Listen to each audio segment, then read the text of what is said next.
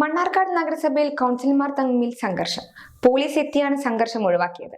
ഭരണപക്ഷത്തെ league കൗൺസിലർമാരും പ്രതിപക്ഷ കൗൺസിലർമാരും കോൺഗ്രസിലെ 2 കൗൺസിലർമാരും തമ്മിലാണ് ഏറ്റുമുട്ടിയത്.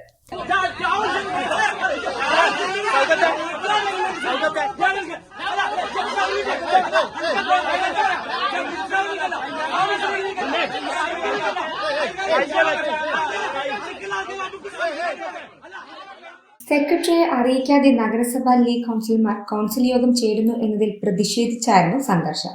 സെക്രട്ടറിക്ക് പകരം കൗൺസിൽ യോഗത്തിൽ പങ്കെടുക്കാനെത്തിയ ക്ലീൻ സിറ്റി മാനേജറെ കൗൺസിലർമാർ തടഞ്ഞുവെച്ചതാണ് കൗൺസിലർമാർ തമ്മിലുള്ള തർക്കത്തിന് കാരണമായത്.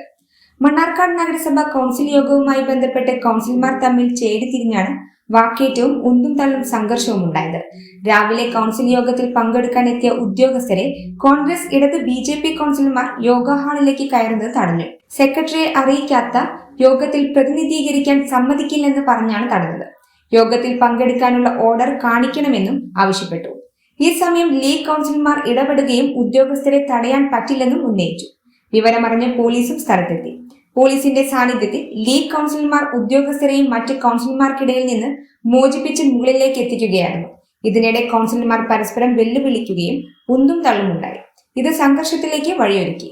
പിന്നീട് പോലീസ് സ്ഥിതിഗതികൾ ശാന്തമാക്കിയതോടെ ഒരു വിഭാഗം കൗൺസിലർമാർ കൗൺസിൽ ഹാളിലേക്ക് കയറി പോവുകയായിരുന്നു. അത് തമ്മിൽ യോഗം കൂടിക്കോട്ടെ, അല്ലാതെ ഒരു പോലീസും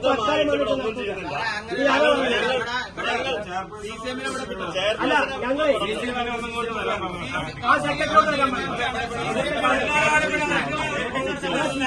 ഈ മണ്ണാർക്കാട് മുനിസിപ്പാലിറ്റിയിലെ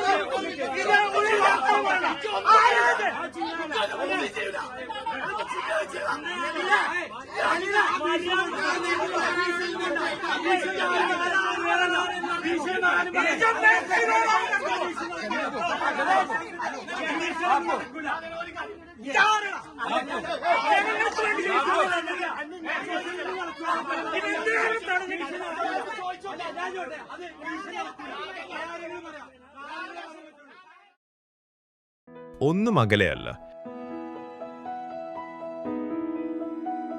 ചില സ്വപ്നങ്ങൾ വൈകിയേക്കാം, പക്ഷേ അസാധ്യമല്ല. പുതിയൊരു തുടക്കം കരുതലോടെ. അത്യാധുനിക സാങ്കേതിക വിദ്യയും പ്രതീക്ഷയും വലിയ സ്വപ്നങ്ങളെ സാധ്യമാക്കും. ഞങ്ങൾ കൂടെയുണ്ട് നിങ്ങളുടെ കുഞ്ഞു വലിയ സ്വപ്നത്തിനായി.